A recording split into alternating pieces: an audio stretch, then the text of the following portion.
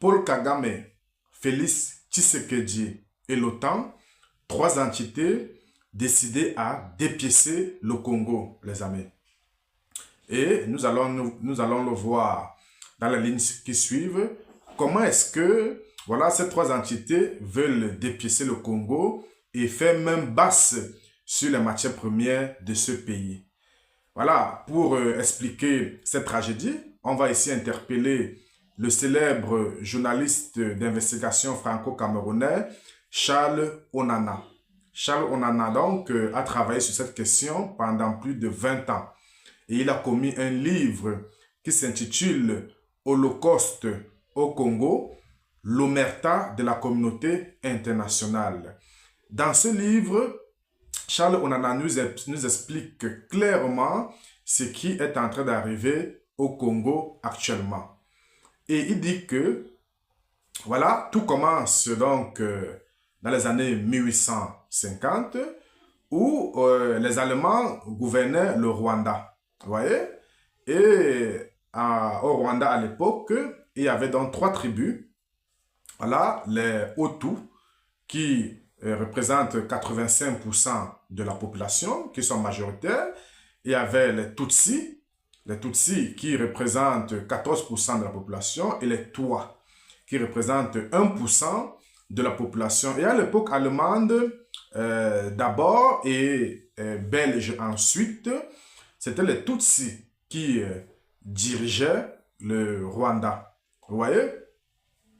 Après, dans les années 1959, voilà, c'était le mouvement des indépendances où il fallait chasser les Blancs. Vous voyez? Et les Hutus, qui étaient majoritaires, décident donc de chasser les Blancs, voilà, et prennent le pouvoir à ce moment. Et les Blancs, donc, partent avec les Tutsis. Donc, les Hutus chassent les Tutsis du Rwanda. Vous voyez? Et les Tutsis partent donc s'installer les uns en Ouganda voisin, les autres en Tanzanie, les autres également en RDC, dans la zone qu'on appelle le Kivu, vous voyez, où c'est à Goma, où actuellement il y a des troubles avec les rebelles rwandais de la M23. Ouais. Et Charles Onana nous explique que, en réalité, quand les Hutus prennent le pouvoir, voilà, les Tutsis qui étaient installés en Ouganda, voilà, nourrissent toujours le vœu de rentrer dans leur pays. Vous voyez?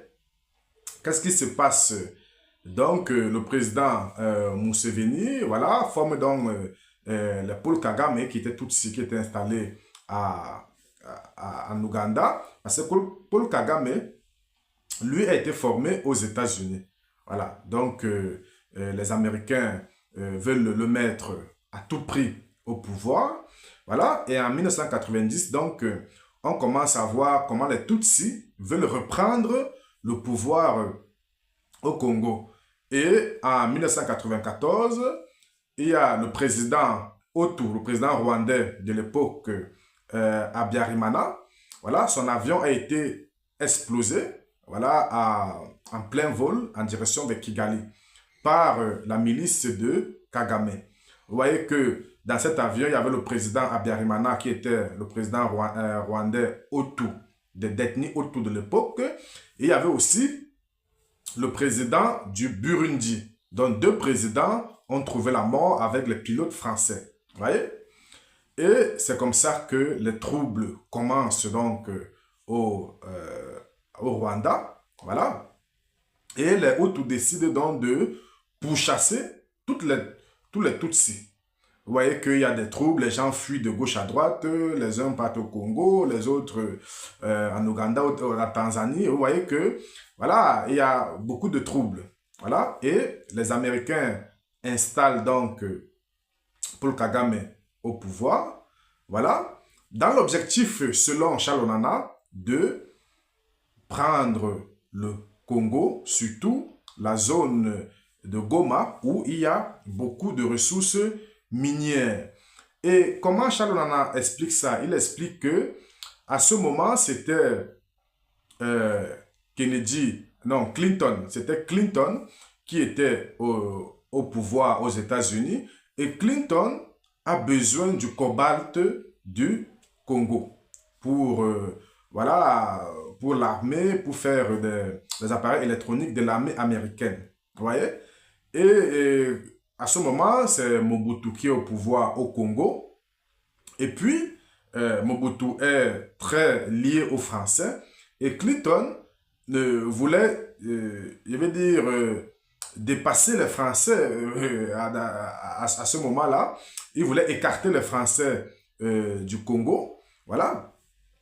Mais il ne voulait pas brutaliser Mobutu parce que Mobutu connaissait bien les Américains, connaissait bien leurs manœuvres. Voilà. Il a failli donc créer un génocide au Rwanda pour former une milice au Congo. Vous voyez un peu. Et quand Clinton et son ami Kagame créent donc ce désordre au Rwanda, voilà, on forme donc Laurent Désiré Kabila pour renverser Mobutu qui était contre, voilà, qui était contre le génocide rwandais et qui ne pouvait pas permettre que son pays soit pillé comme ça. Vous voyez?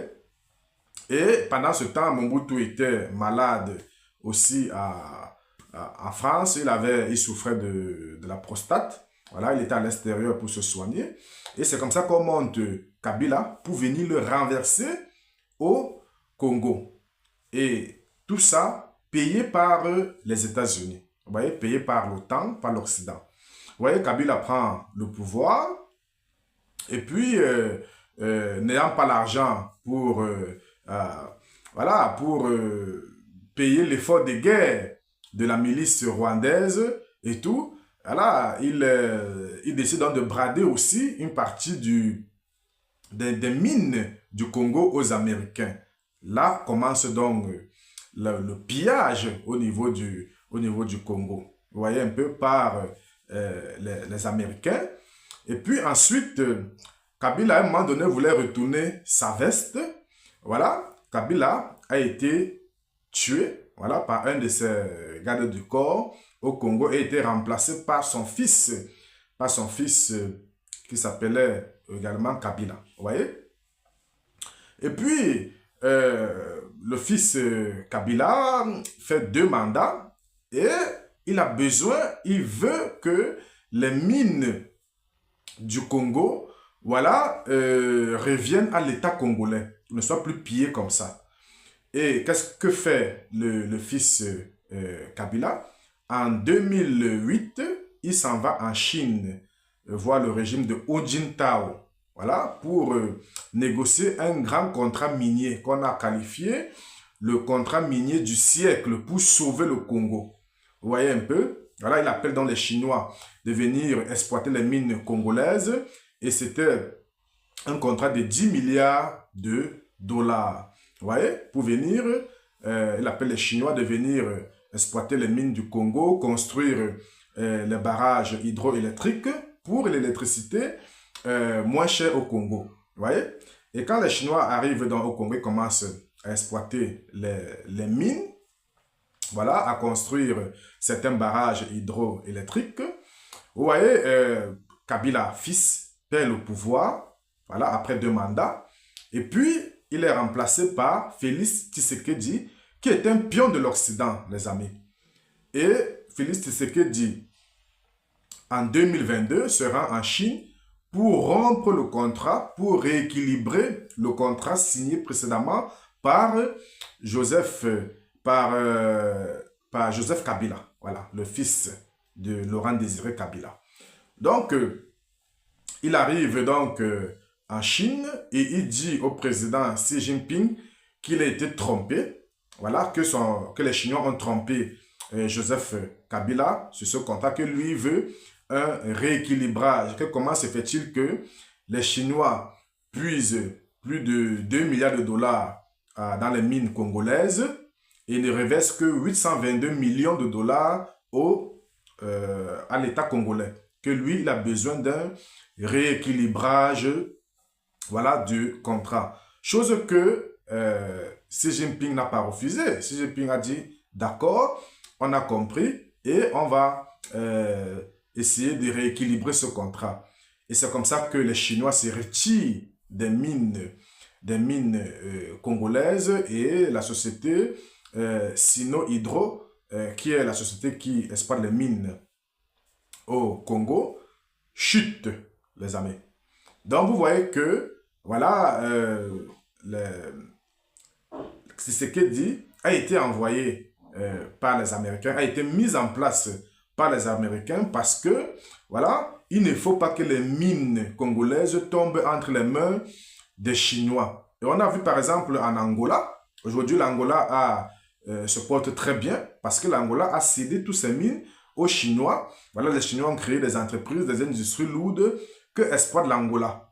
Alors qu'au niveau du Congo, le Congo a refusé que les Chinois exploitent ces mines-là. Aujourd'hui, c'est la débandade. Vous voyez que voilà, les Américains, avec Paul Kagame, essayent donc de faire main basse sur le Congo pour dépiécer le Congo avec l'apport ou avec l'accord de Tshisekedi, parce qu'il faut déstabiliser le Grand Congo. Déstabiliser le Grand Congo veut dire déstabiliser l'Afrique centrale. Voilà, il ne faut pas que l'Afrique centrale éclore, un peu comme du côté de l'Afrique de l'Ouest avec l'AES. Vous voyez que ce qui s'est passé en Afrique de l'Ouest ne doit pas se passer en Afrique centrale. Donc, il faut automatiquement installer des troubles au niveau de l'Afrique centrale en passant par le Congo pour éviter donc l'éclosion de l'Afrique centrale ou l'émergence de l'Afrique centrale. Voilà, parce que l'erreur qui s'est passée au niveau de l'Afrique de l'Ouest avec l'AES ne doit plus se répéter au niveau de l'Afrique centrale, les amis.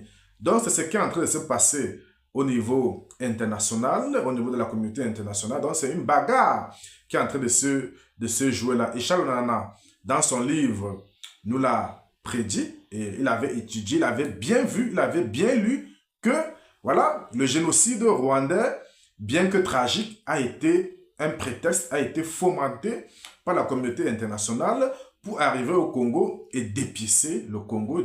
Voilà, dites-moi ce que vous en pensez dans les commentaires. Voilà, portez-vous bien les amis.